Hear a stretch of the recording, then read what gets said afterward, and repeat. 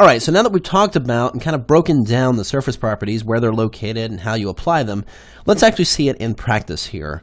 Now I've got this file of these rings that I created earlier in the course, very similar to the rings that I'd created for this background graphic that you see right here.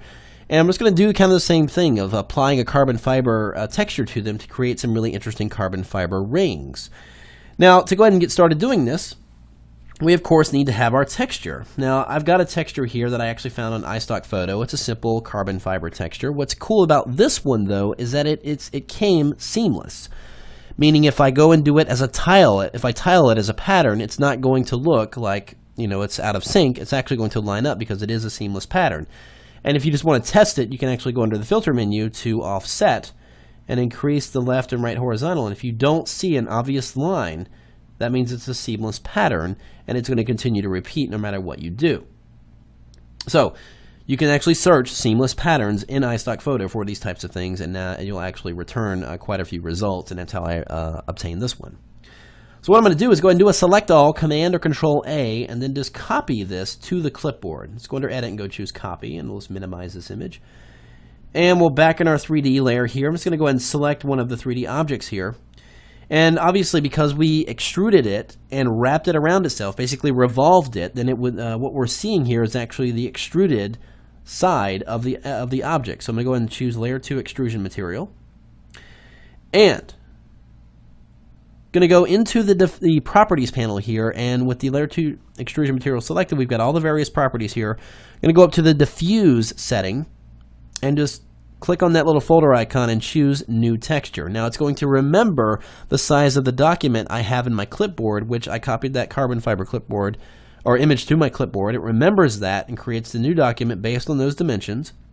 Now all it does is create that file. You have to go back into that same menu and choose Edit Texture to modify that texture file. So I'm just going to go ahead and press Command V. It's going to paste that texture in there. I'm going to close it and save the changes, and there you can see it wraps it around my object.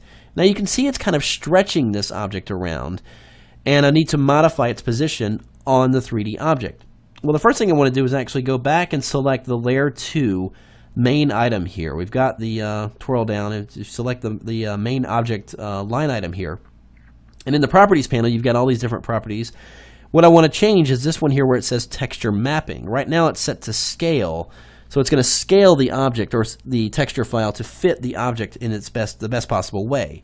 But the problem with that is it distorts the texture. So I'm going to go over here and change this to Tile. And because this is a seamless texture, it should fit a little better and look a little less stretched. See, there you go. Now it looks pretty good.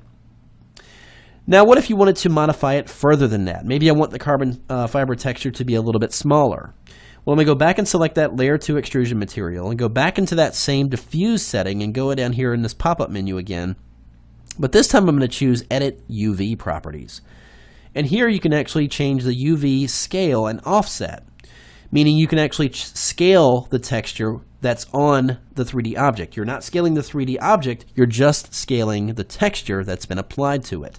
You can offset it as well. Now in this case, I'm just going to go ahead and click on the slider and push this up, and you can see in real time the result as I do this. As I increase the numbers, the texture gets smaller. If I wanted to stretch it, I can make that into the negative and get something like that. But I'm just, again, increasing this quite a bit to make that carbon fiber texture a little bit smaller, and I'll click OK. So I can modify and manage that texture even after it's been applied to my 3D object. So again, let's go do the same thing to the other ring. It's grouped in here. So I'm going to go again, use Layer 2 Extrusion Material, go to the Diffuse Texture, create a new texture. It's still in the clipboard, so it's going to remember that the size of that document. So click OK. Once again, back in there, choose Edit Texture, Command or Control V, or just simply go into the Edit menu and choose Paste. And we'll go ahead and close that, save the changes. There's the texture on the other ring. Let's go and fix that mapping. We'll change it to Tile once again. And back on the extrusion material, let's go and edit the UV properties and bring that scaling up a little bit. And there we have our texture applied to our object. So let's go and grab our current camera view and just kind of move this around and see what's going on here. So we've got some pretty interesting things happening here. They're not just boring gray-filled rings. Now they have texture to them. They're starting to have a little bit of life to it. Let's kind of zoom in here and kind of get a good idea what's going on. Now, when you create 3D objects, it does in fact apply a default light to your object. If I go in here in my light section, you can see I've got an infinite light applied to this. Now, we're going to talk about lights a lot more in depth in the next video, or in the next couple videos in just a moment. But just want to kind of touch on this because I want to show you how you can modify the surface properties of your object. Now, let's go back and jump over to our 3D main list here. And we've got these two main 3D objects with the textures applied. I'm going to go back to that layer 2 extrusion material and bump up the reflection. In fact, I'm going to go all the way up to 100% on this. Well, maybe not quite. Let's do like 75. And the same thing with the layer extrusion material on the other shape as well. Let's go ahead and make that reflection 75. Now, the reason we don't see the reflection right away, because the reflection is still something you have to kind of do a render for. So I'm going to, again, hold down Shift Option Command on the Mac. That would be Shift Alt Control on Windows, and then press R, and that's going to do a quick render. And you can see it's already starting to reflect around in there, giving me some interesting results on my object. Now, again, I said I'm going to talk about lights more in depth in a little while, but I'm going to go ahead and add a new point light to this scene, so it makes the scene a little bit brighter. And let's actually take this and push it in a little bit. So it kind of illuminates that area there. So we've got the kind of a light sitting right here in the middle.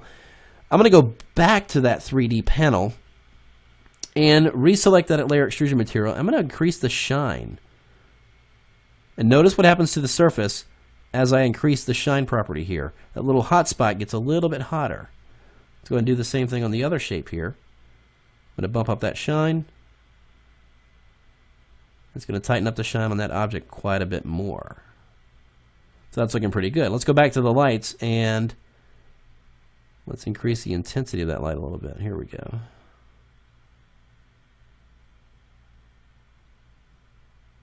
So I'm getting a really cool shine on there just by modifying those lights. So it's just, and just a couple of properties. We've modified the layer 2 extrusion, which is the only surface we see. We added a texture to it, and then we increased the shine, added a reflection, and it's reflecting off each other and all that. I'm not going to add an environment to this because that would just be too chaotic with the way the carbon fiber is now. Reflecting an environment would just make it really crazy, and there'd be way too much going on. But you can really get a good idea of what you can do with simple textures and surface properties. Now, as I said, we're going to get into lights much more depth in the next video. But hopefully this gives you a really good idea of what you can do. And notice, I'm going to go ahead and move my current view here and move this around. I'm noticing things, and I actually feel it. Things are moving a little bit slower when I move things around because there's a lot more processing going on here. It's more than just a simple shape. Now it's got texture. It's actually got an image file applied to it, along with other lighting things and other surface properties that add to the processing. And this is a lot of imaging to process going on here. So you're going to start to notice a little bit of lag in it, but fortunately, it's on the tail end of your project. After you do this, you really kind of just modify the lighting and then start doing your rendering and all your little tweaking, and then you're getting close to being done. So let's go into the next lesson and talk a little bit about lighting and the various lights you can apply and how you can modify them and make them work for you. However, before I do that, let's do a quick render here and get an idea of what we've got going on here after those minor changes I just made. Again, Shift Option Command R. And let's go ahead and run it through here, and you can see it's generating those reflections, and everything's looking pretty good. Do a little bit more tweaking, but you can kind of see, based on what I've done here up to this point, how I was able to get to this image here. Now, obviously, I added a few more elements going on here with some depth of field and the lighting and everything like that. But that's just taking it to that next level. But getting there is as simple as doing this, creating the shapes, applying the textures, then modifying the surface properties to get something that looks that much more realistic. And this is kind of where people kind of get stuck sometimes. They'll get to a certain point with 3D and have very basic shapes, but being able to take it to that next level, to give you that realism that you were never able to achieve before in Photoshop is really, really big deal in here, and something I certainly encourage you to experiment with more of. And going to have a lot more training and tutorials on that in the coming months as well. So let's go in and talk about the last thing, which is the lighting, and then we'll get into more rendering and everything like that and finishing off our project. And then we're going to culminate all of this into one quick project we're going to put together at the end here.